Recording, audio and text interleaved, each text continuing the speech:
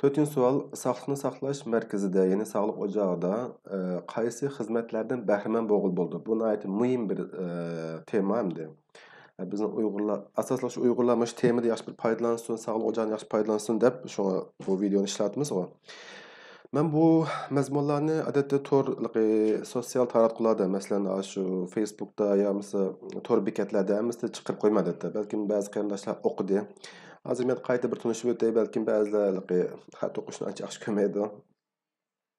Sog'liq ocağı nimalarni qila olamiz? Birinchi cho'nglar yoki bolalar bo'lsin, bularning badan tekshirishni qilib bo'ldi. Haqsiz qon tekshirgil bo'ldi, kichik tara tekshirib bo'ldi, cho'ng tara tekshirib bo'ldi. Ham boshqa ba'zi tekshirishlarni qilib bo'ldi. Uni keyingi videolarda texnik kengaytirib tushuntirib qo'yman. Bularning hamsi haqsiz bo'ldi. Ikkinchisi, mana shu cho'nglar bo'lsin, kichiklar bo'lsin, bolalar bo'lsin, hammasi mana shu kasallik to'g'riliq, sog'liqni saqlash to'g'riliq. Nima uchun bu ishga maslahat olaydi? Nima uchun bu ishga aytmasangiz, kasallik bo'lgan chog'da demoqchi o'g'lim, badanda bir kasallik shubhasi bo'lsa, yoki haqiqatan bir kasallik bo'lsa, yoki kasallik yo'q. Bundan keyin hamda qanday qilish kerak, masalan, vitamin yeyish kerakmi, nimalarga diqqat qilish kerak? Shu to'g'riliq maslahatdan so'raydigan, so'rasi bo'ladigan biriga. Herkesmi yaxshi so'rasam bo'lmaydi deb ishtirib chiqaratmaydi. Uchinchisi, sog'liq ocağida shu qon besimi, qon shakari larni o'lchagil bo'ldi. Beden ağırlığını ölçüp koydu. Hem başka münasip tekşürüşler yapıp koydu. Mesela kızıtma var mı yok mu? Gelinizde bir mesele var mı yok mu? Bedende mesela bir iş kalsa zaten bu hakikaten bir iş mi? Ya kumsa bir yallık mı? Anan körüp koydu. Muşlarını kıp bereleydi adette.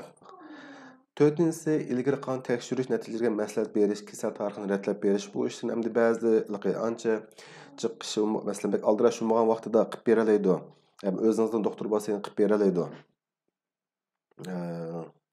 Beşincisi, yukarı kan besimi, kan seyiş kesiliği, diyabet kesiliği, kalkansma bez kesiliği, nefes yolu öpke kesillikleri, zıkkı, angina, kanay yallığı, öpke yallığı, katarlık mı şu varlık kesillikler, yine börek teşi, süydük yolu yallığı, börek yallığı, aşkazan, üçey, ciğer, öt kesillikleri, mesela aşkazan yallığı değil, öt yallığı değil, vitamin kemçiliği, kan azlık, yukumluk kesillikler, mesela hemmesi gibi deslepki diagnozunu qo'yalaydi. Gayet yuqori ehtimolli qo'yalaydi. Bunda ko'p ko'rilgan kasalliklarni-chi. Ular diagnoz qo'yish ancha tez emas.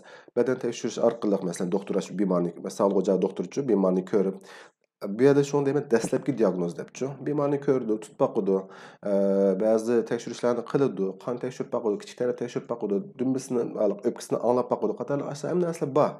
Shu asablar bilan qildi-chi. Qilish orqali bir dastlabki bir diagnozni qo'ydi. Yoki bo'lmasa %100 diagnoz yoki bir dastlabki diagnozni qo'ya oladi. Hem shularga dorini beralaydi, hem maslahat beralaydi. Masalan, bundan keyin buni nima qilishing kerak, ma dorini yeyishing kerak, bir qancha oydan keyin tekshirishing kerak, yo bo'lmasa paloni bir bo'limga borgin deb shu maslahatlarni beradigan biriga. Oltinchisi, kasalliklar kerak bo'lgan ichadigan dori, kassokuli, asmokuli, boshqa dorilarni yozib beradi. Bu abayaq gaplar o'xshashliq ichidagi mazmun shu. Hem hattoki ba'zi raporliq dori deb qo'yamiz. Masalan, siz ma'lum bir cho'ng doktorxonadagi yurak kasalliklar bo'limidan bir uzun 2 yillik, 3 yillik bir dori nimasini oldingiz. Qog'ozni oldingiz. Mana shu 3 yil bo'yicha mana shu dorini ichsa deb sizga nimani berdi? Reseptni berdi. Ammo sizga 3 yillik dorini hammani bermaydi so'mkaning ichiga. Faqat 1-2 oylik dorini berdi. Siz o 1-2 oy dorini yeb bo'lgandan keyin, lekin eshib qolgan 2 yil 10 ay yağmasa, eşpağın vaxtdaki dorilarni sağlık ocağı kelib, aşağı doktorga mesela falan yerden dori ağandım, rapor var deseniz, o çağda doktor sizge davamlı şu dorini yeniləb sizge, sağlık ocağı doktor şu dorini yeniləb berdi. Hani siz o numar bilen berib dorixana davamlı dori alalaysiz. Çoğun doktorxana жүргенмісің болды deyen gap. Yettincisi, altıncı emir qo'shib qo'ygan gap, masalan, zukam bo'lib qoldingiz, yoki o'pka yallig'i, o'pka shoxcha yallig'i, yoki qalqonsimon bez kesilib qoldingiz. Shu sog'liq ocağı doktorning tajribasi bo'lsa, davolayasizlar, shu dorilarni sizga yozib beralaydi. Shu numar bilan, yoki chiqqan bir qog'oz bilan berib shu dorilarni olib ishlatalaysiz. Yettincisi, homildorlar uchun sog'liq ocağına ait muhimchi. Homildor bo'lishdan 1 ay burun yoki 2 ay burun, yoki andan keyin homildorlik 10 ay jarayonida sog'liq ocağida ko'rsatdi. bir alayda bir ahvolmay qalsa normal bir amildar qilish bo'lsa, amildar qilishning oldida bir shikoyat berib, sog'liq berib, qonlarni tekshirib, shu ayol kishiniki, er kishiniki badanda vitamin kamchilik bormi masalangacha, qansizlik bormi, bo'lib ayol kishiniki. Shu narsani bir ko'rib chiqish kerak. Qalqasin bizniki roli qandaq, boshqa bir masala bormi yo'qmi? Aşağı tekshirdi. Tekshirgandan keyin Allohga shukr bir Alloh xolsa bir amildor bo'ldingiz. Andan keyin shu 10 oy jarayonida shu nima tekshirdi yana. Sog'liq o'chog'ida 4 qitim tekshirdi. 4 qitim. Bu 4 qitim tekshirish jarayonida shu har qitim kelgan chog'da bir qon besimimizni o'lchaydi, og'irligingizni ko'rib boqadi, qo'saqni yo'g'lash ahvoli qarab boqadi, birinchi, ikkinchi qitimda qon tekshirib boqadi, kichik teri tekshirib boqadi, ba'zi kesaklarning paydo bo'lish ehtimoli bormi yo'qmi deb shuning nimasini kontrolini qiladi, kerakli vitaminlarni beradi sizga. Andan keyin 3-chi, 4-chi bo'libmi, 4-chi qitim kelgan chog'da, ya'ni bu oraliq keyin 1-2 qitim vaksina urdi, bal tuqqan chog'da bir ham masala chiqqanmasin deb. Endi ba'zi nimalar bor. Mazmunlar bor, men uni keyingi videolarda texnik kengaytib tushuntirib qo'yaman. Lekin shu 4 qitimliq aqsi tekshirish, uni oldagi tekshirishlar hammasi yaxshi foydalanish kerak. 8-si yangi tug'ilgan buvoqlarning tapini qanday tekshirdi? Tug'ma kasallik bormi, yo'qmi? Keyingi vaqtlarga nima ta'sir yetkazgan muhim bir qancha kasalliklar bor, tekshirdigan. Shularni tekshirdi. Buvoqlarning ballarning eg'irligini o'sib ketilishini ko'zatib turdi. O'sib ketilishi, bo'yi, eg'irligi, beshiniki chevrasi, beshiniki aylanmasi ularni ko'zatib arxib turg'izib berdi, yozib berdi bir araq nimaga, bir daftarga. Daftarni doktorxonaga ko'rsatdi. Shu tuqqan yerda.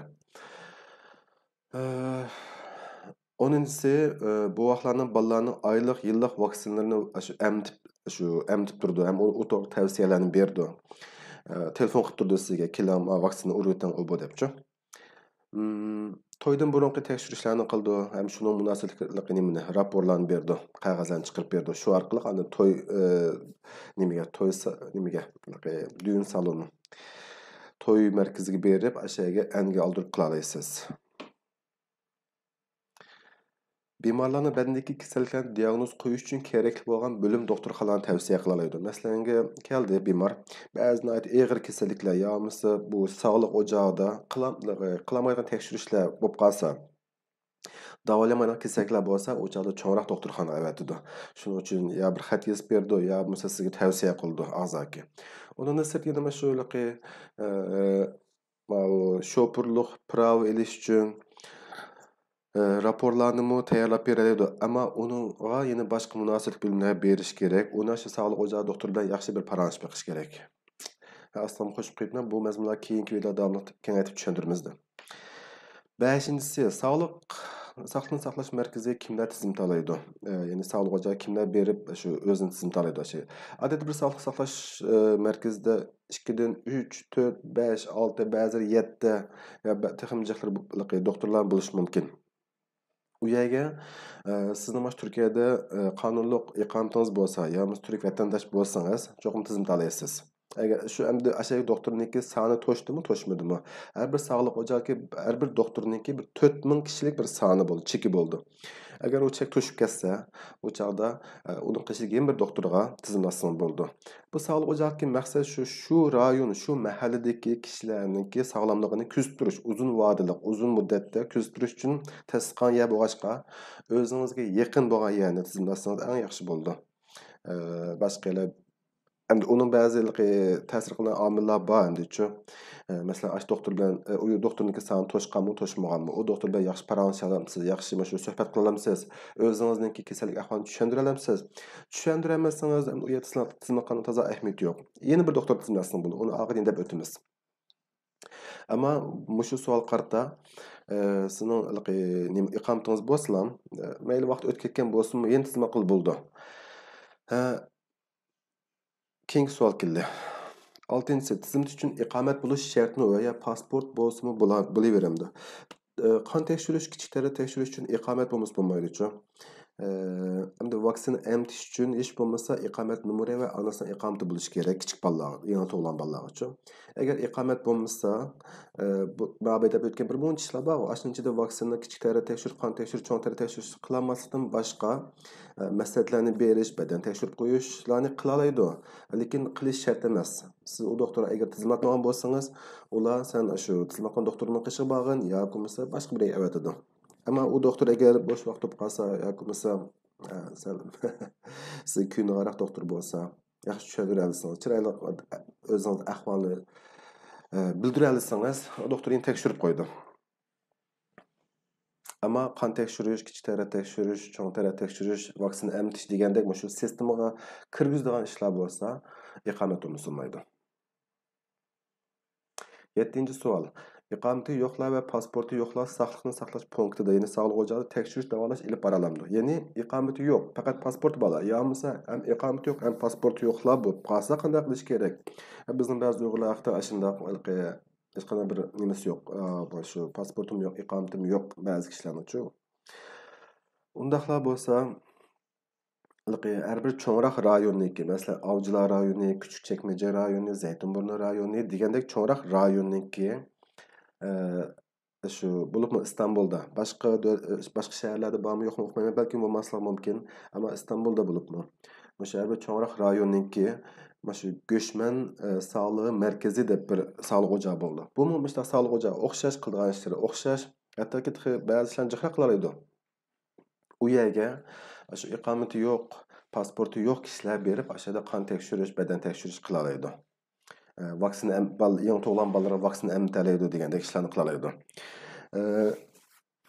Siz ma'lum bir sog'liq o'chog'iga bordingiz, iqomatingiz yo'q, pasportingiz yo'q, biz sizni ololmaymiz desa, balkim ashta vaqtida shu göçmenlar sog'liq markaziga berib, berib ahvolingizni tushuntirsin bo'ldi. Berib, meni falon kesim bor, men ahvolim bundoq, pasportim yo'q, iqomatim yo'q, lekin men mana kasallikni shu bilinyapman, tekshirib qo'yalamsa, yoki bo'lmasa mening bolam yangi tug'ildi, pasport, iqomati yo'q. Meninkimi yo'q debchi, menga vaksina emtib qo'yamsiz, herkes yoqtirmaydi, qilib qo'ydi uni. Şuna faqat iqomat yo'q, pasport yo'q kishilar ashlar bilan göçmenlar sog'liq markazlarida ko'rish baxsi bo'ldi.